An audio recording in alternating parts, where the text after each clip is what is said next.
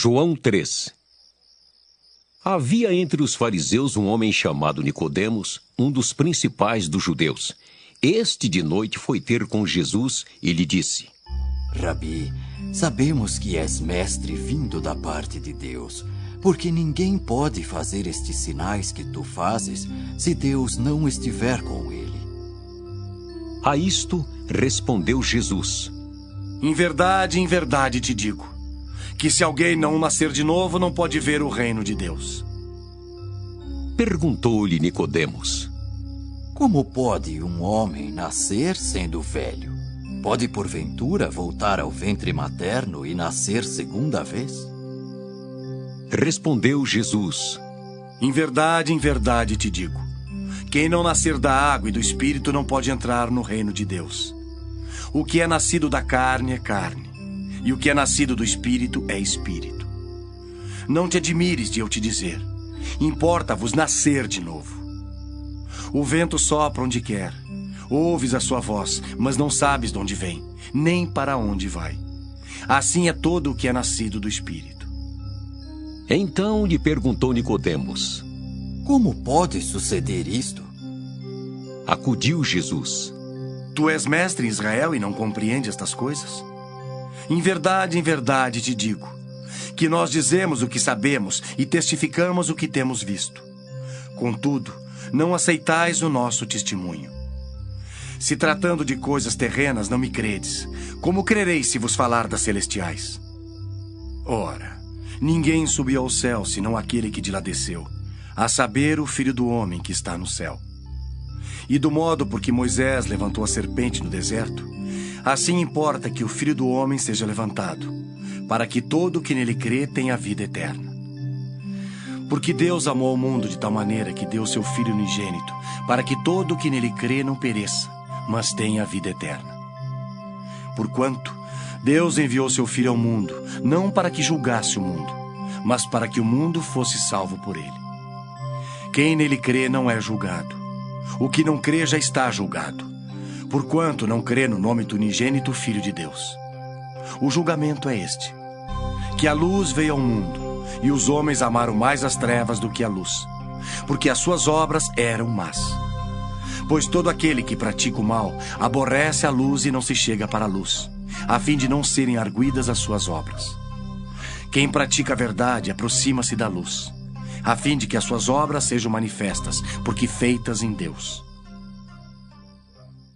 Depois disto, foi Jesus com seus discípulos para a terra da Judéia.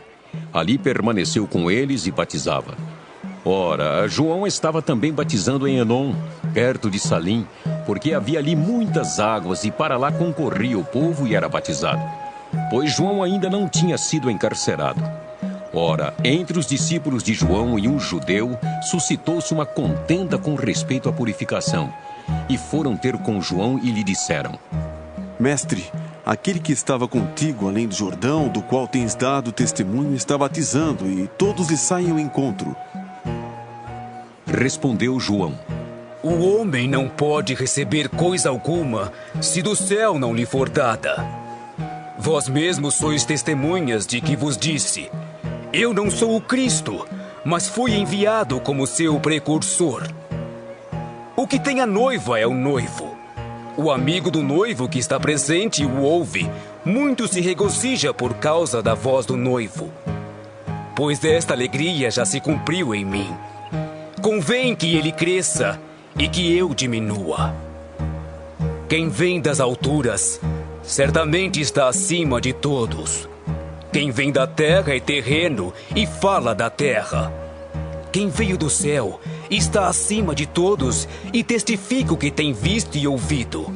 Contudo, ninguém aceita o seu testemunho. Quem, todavia, lhe aceita o testemunho, por sua vez certifica que Deus é verdadeiro. Pois o enviado de Deus fala as palavras dele, porque Deus não dá o Espírito por medida. O Pai ama ao Filho, e todas as coisas tem confiado às suas mãos. Por isso, quem crê no Filho tem a vida eterna. O que, todavia, se mantém rebelde contra o Filho, não verá a vida, mas sobre ele permanece a ira de Deus. João 4. Quando, pois, o Senhor veio a saber que os fariseus tinham ouvido dizer que ele, Jesus, fazia e batizava mais discípulos que João, se bem que Jesus mesmo não batizava, e sim os seus discípulos, deixou a Judéia, retirando-se outra vez para a Galiléia. E era-lhe necessário atravessar a província de Samaria. Chegou, pois, a uma cidade samaritana chamada Sicar, perto das terras que Jacó dera a seu filho José. Estava ali a fonte de Jacó. Cansado da viagem, assentara-se Jesus junto à fonte, por volta da hora sexta. Nisto veio uma mulher samaritana tirar água. Disse-lhe Jesus: Dá-me de beber. Pois seus discípulos tinham ido à cidade para comprar alimentos. Então lhe disse a mulher samaritana: Como sendo tu judeu, pedes de beber a mim, que sou mulher samaritana? Porque os judeus não se dão com os samaritanos. Replicou-lhe Jesus: Se conheceras o dom de Deus e quem é o que te pede, dá-me de beber. Tu lhe pedirias e ele te daria água viva. Respondeu-lhe ela: Senhor, tu não tens com que atirar, e o poço é fundo. Onde, pois, tens a água viva? És tu, porventura, maior do que Jacó, o nosso pai, que nos deu o poço do qual ele mesmo bebeu, e bem assim seus filhos e seu gado? Afirmou-lhe Jesus: Quem beber desta água tornará a ter sede. Aquele, porém, que beber da água que eu lhe der nunca mais terá sede. Pelo contrário, a água que eu lhe der será nele uma fonte a jorrar para a vida eterna. Disse-lhe a mulher: Senhor, dá-me dessa água para que eu não mais tenha sede, nem precise vir aqui buscá-la. Disse-lhe Jesus: Vai, chama teu marido e vem cá. Ao que lhe respondeu a mulher: Não tenho marido. Replicou-lhe Jesus: Bem disseste, não tenho marido. Porque 5 maridos já tiveste, e este que agora tens não é teu marido. Isto disseste com verdade. Senhor, disse-lhe a mulher: vejo que tu és profeta. Nossos pais adoravam neste monte. Vós, entretanto, dizeis que em Jerusalém é o lugar onde se deve adorar. Disse-lhe Jesus: Mulher, podes crer-me que a hora vem, quando nem neste monte nem em Jerusalém adorareis o Pai. Vós adorais o que não conheceis. Nós adoramos o que conhecemos, porque a salvação vem dos judeus. Mas vem a hora, e já chegou, em que os verdadeiros adoradores adorarão o Pai em espírito e em verdade. Porque são esses que o Pai procura para seus adoradores. Deus é espírito, e importa que os seus adoradores o adorem em espírito e em verdade. Eu sei, respondeu a mulher, que há de vir o Messias chamado Cristo. Quando ele vier, nos anunciará todas as coisas. Disse-lhe Jesus: Eu sou, eu que falo contigo. Neste ponto chegaram os seus discípulos e se admiraram de que estivesse falando com uma mulher. Todavia, nenhum lhe disse: Que perguntas? Ou por que falas com ela? Quanto à mulher, deixou seu cântaro, foi à cidade e disse àqueles homens: Vinde comigo e vede um homem que me disse tudo quanto tenho feito. Será este, porventura, o Cristo? Saíram, pois, da cidade e vieram ter com ele. Nesse ínterim, os discípulos lhe rogavam, dizendo: Mestre, come. Mas ele lhes disse: Uma comida tenho para comer que vós não conheceis. Diziam então os discípulos uns aos outros: Ter-lhe-ia, porventura, alguém trazido o que comer? Disse-lhe Jesus: A minha comida consiste em fazer a vontade daquele que me enviou e realizar a sua obra. Não dizeis vós que ainda há 4 meses até a ceifa?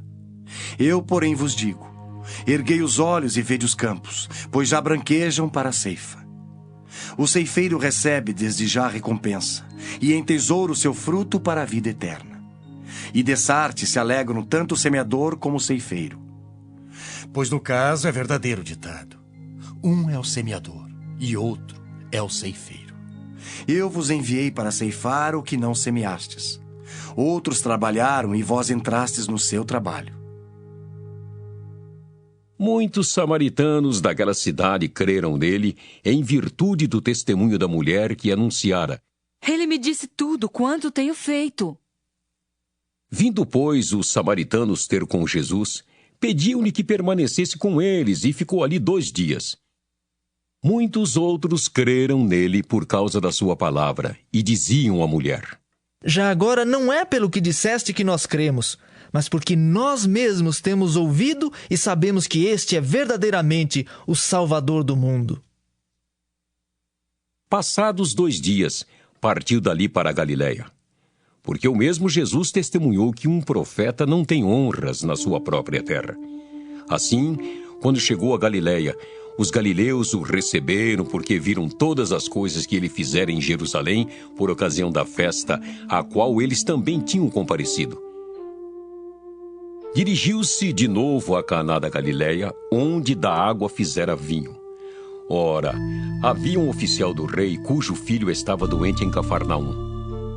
Tendo ouvido dizer que Jesus viera da Judéia para a Galiléia, foi ter com ele e lhe rogou que descesse para curar seu filho, que estava à morte. Então, Jesus lhe disse: Se porventura não virdes sinais e prodígios, de modo nenhum crereis. Rogou-lhe o oficial: Senhor, desce antes que meu filho morra. Vai, disse-lhe Jesus, teu filho vive. O homem creu na palavra de Jesus e partiu. Já ele descia quando os seus servos lhe vieram ao encontro, anunciando-lhe que o seu filho vivia. Então indagou deles a que hora o seu filho se sentira melhor. Informaram: Ontem, à hora 7ª, a febre o deixou. Com isto, reconheceu o pai ser aquela precisamente a hora em que Jesus lhe dissera: Teu filho vive. E creu ele e toda a sua casa. Foi este o segundo sinal que fez Jesus depois de vir da Judéia para